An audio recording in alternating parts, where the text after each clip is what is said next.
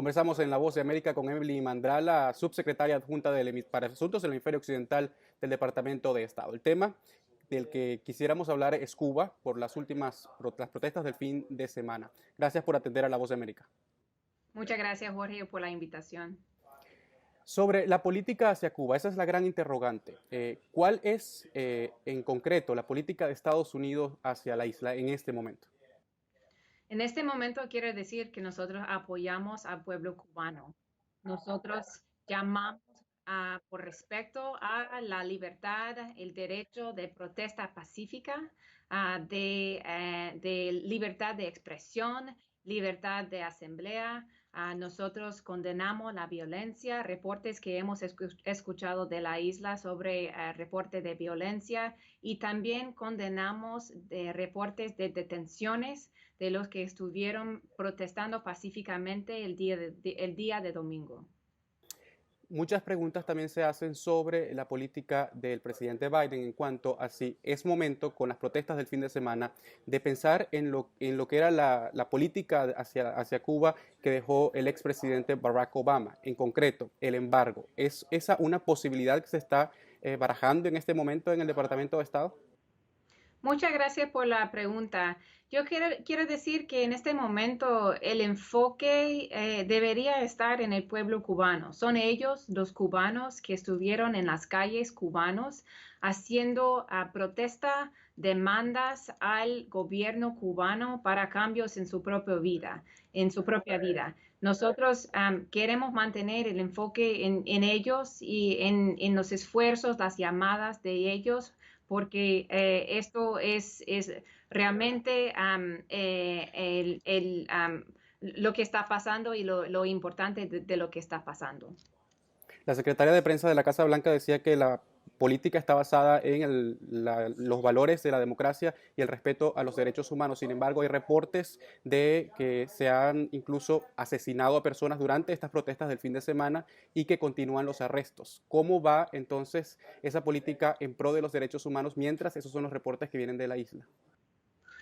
Gracias por la pregunta. Nosotros estamos muy preocupados por los reportes que hemos escuchado de la isla sobre violencia, y nosotros condenamos enérgicamente a reportes de la violencia en la isla y llamamos por calma. Nosotros estamos hablando con la sociedad civil en la isla. También estamos hablando con socios, gobiernos en todo el mundo, claro que en la región de América Latina también, y hemos escuchado de muchos de ellos apoyo también al pueblo cubano y llamados de ellos entonces para respecto a los derechos del pueblo cubano. ¿Qué nivel de importancia tiene la política hacia Cuba en la administración del presidente Biden en política exterior? Nosotros estamos siguiendo los eventos en la isla muy de cerca, y ayer escucharon anuncios de parte del presidente mismo, del secretario del Estado, también de muchos otros oficios de parte del gobierno de los Estados Unidos, mensajes de apoyo para el pueblo cubano y apoyo más que nada de sus demandas de libertad. Pero todo se queda en palabras a través del mensaje diplomático. ¿Habrá medidas, habrá acciones que tomará el gobierno estadounidense si continúa la represión a los manifestantes en Cuba?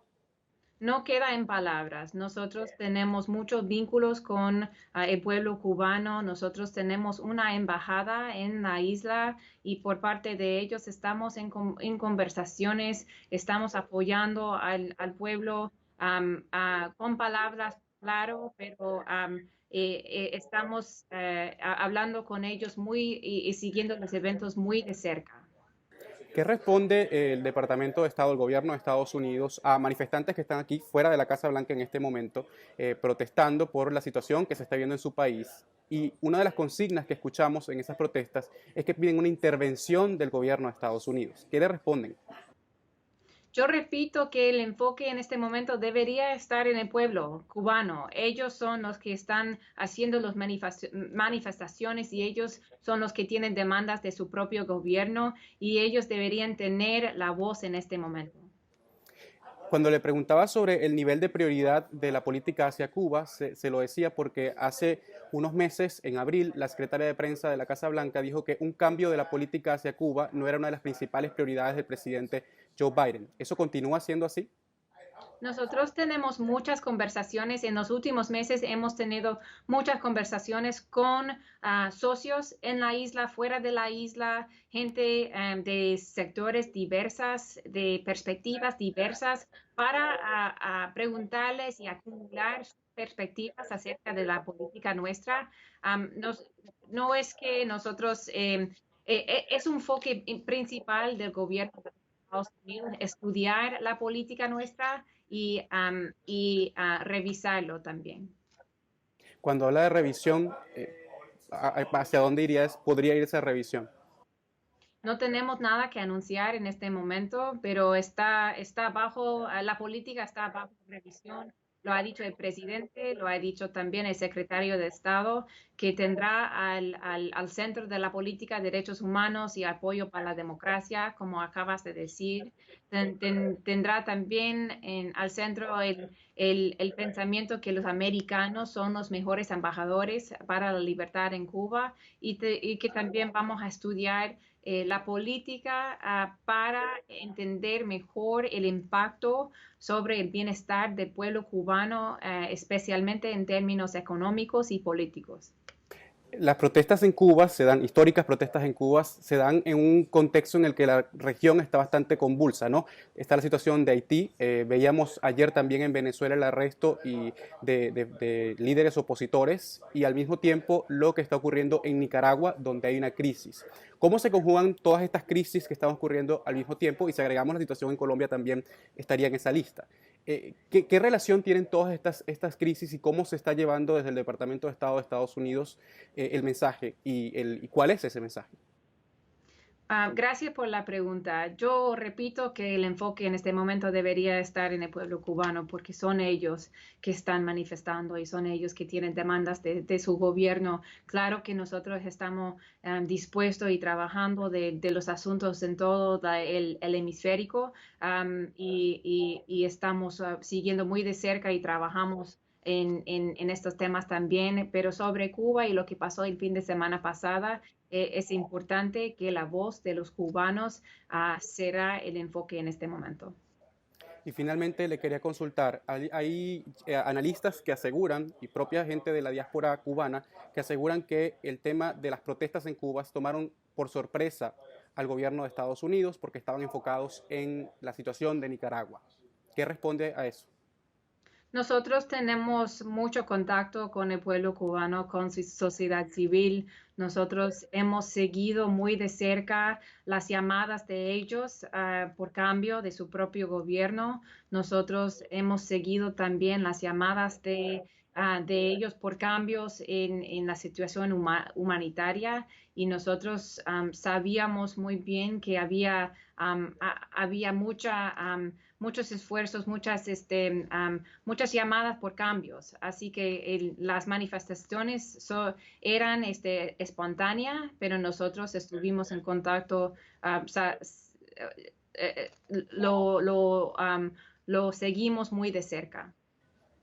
Y no quisiera terminar esta conversación sin volver a esa pregunta para quizás tener un detalle más específico. Cuando usted habla de revisión de algunas políticas hacia Cuba, muchos hablan sobre la política de ayuda humanitaria hacia el pueblo cubano.